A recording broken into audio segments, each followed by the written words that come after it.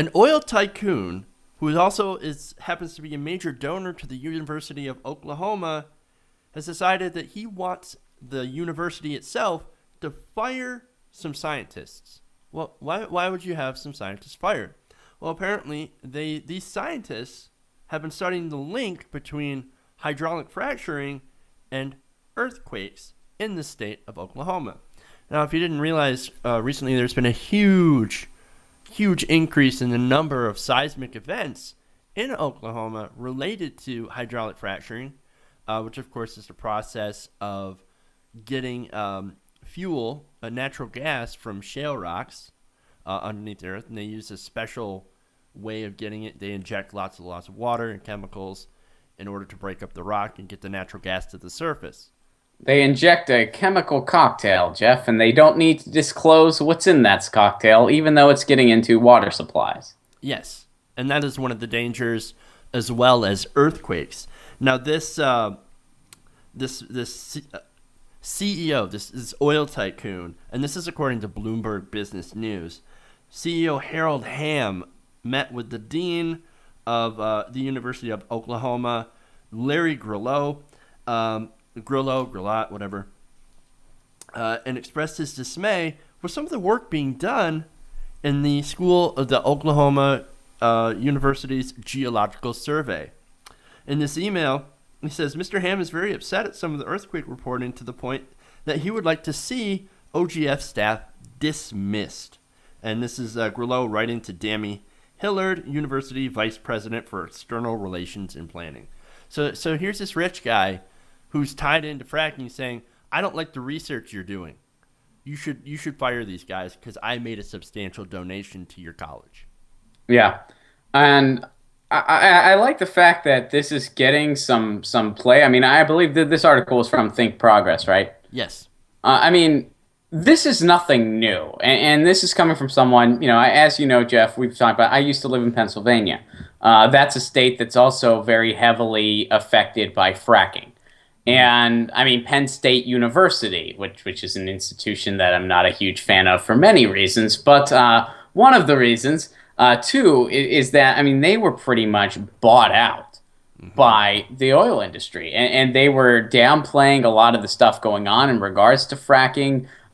They were downplaying other research that other institutions had done. I mean, when Pitt was doing a lot of research on fracking, it was being downplayed and discarded by Penn State. When they were doing these non-biased analysis, you would read these analysis. The economic story would be 3 or 4 pages. The environmental story would be a couple paragraphs at the very end. Right. It was very much being pushed under the rug, and it's because you could trace the money trail. And the same thing happened in the city of Pittsburgh, and is still happening. I mean, the oil industry, I mean, hey, the Penguins play at the Consol Energy Center. The Steelers commercials are all sponsored by Range Resources. When you drive into the city limits, you see a Range Resources sign that says, hey, Range Resources says don't litter. Which Range Resources telling you not to litter. That's like the equivalent of Bill Cosby telling you not to catcall. It's absolutely ridiculous. No, it's ridiculous. I mean, it's an insult. And to anyone that knows what these companies are doing, it's a slap in the face almost. And that's been going on for quite some time. And as a result, a lot of people don't realize that you go 30 miles outside of the city limits, there's people that don't have running water anymore because it's pretty much lighter fluid coming out of their sinks. It's happening. And the only people telling these stories are some independent environmental journalist or people that are getting recognized at the national level by the AP, but on the local level, they're trying to shelter people from it. It's scary. I did an ecological study on this stuff when I was in graduate school in Pittsburgh. It's straight up scary and cover up and deception at a level that is, it's criminal. It really is. And the same thing's going on in Oklahoma. And at least, it's starting to come to the surface because this guy isn't even trying to be subtle about it. He's like, I don't care that these people are peer-reviewed scientists that are doing research on this stuff that needs to be done. I write you a big check. I don't want them here. Oh no, but according to a later email, Hamm expressed an interest. Hamm dismissed the notion that he was putting any pressure on the university.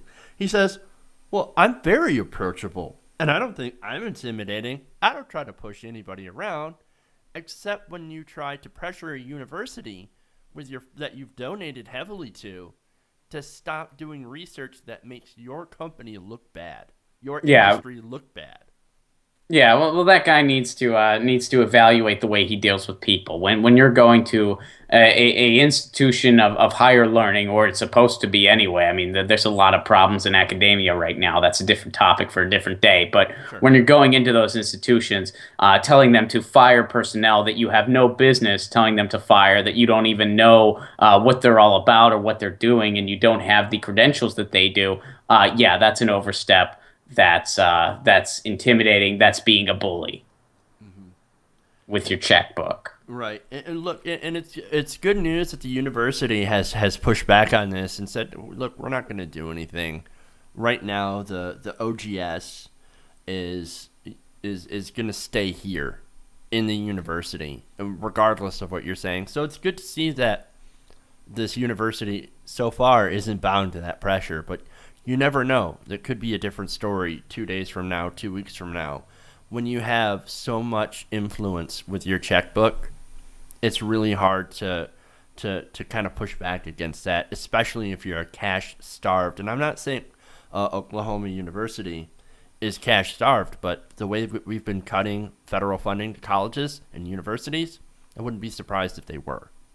Yeah, well, not only that, but within the university, the highest paid people are athletic coaches and stuff like that.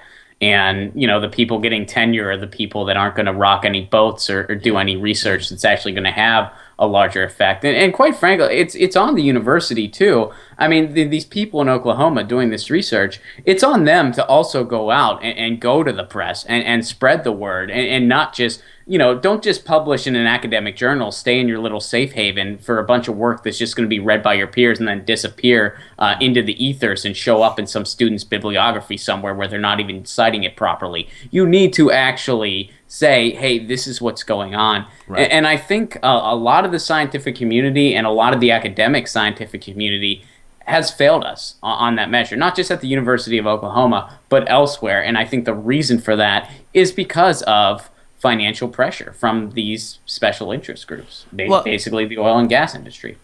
And speaking of the oil and gas industry, Koch Industries has been definitely trying to use their power to be able to, their power being able to donate to these large universities in order to steer their curriculums to be more oil and gas friendly and to more Koch brother friendly.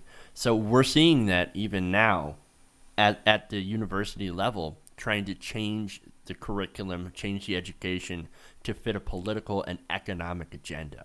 Yeah, and you know what? We don't have the Colbert Report anymore, so next time somebody wants to bring in a friendly Frackosaurus dinosaur, I don't know who's going to stop them, Jeff.